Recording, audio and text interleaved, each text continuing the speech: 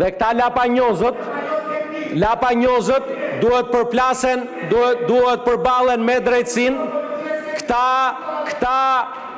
nuk ka as parti politike që i merr në mbrojtje, sepse zotrote dhe kushdo tjetër që ju ushqen ata me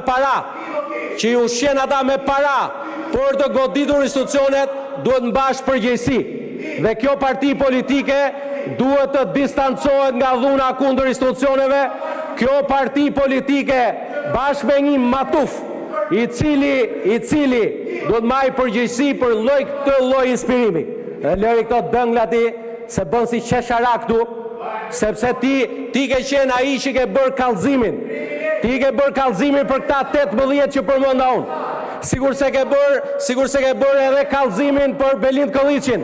Sigur ke bërë kallëzimin për Edmond Spahon, për Kongresin Madhështor të dhjetorit të 2021-shit.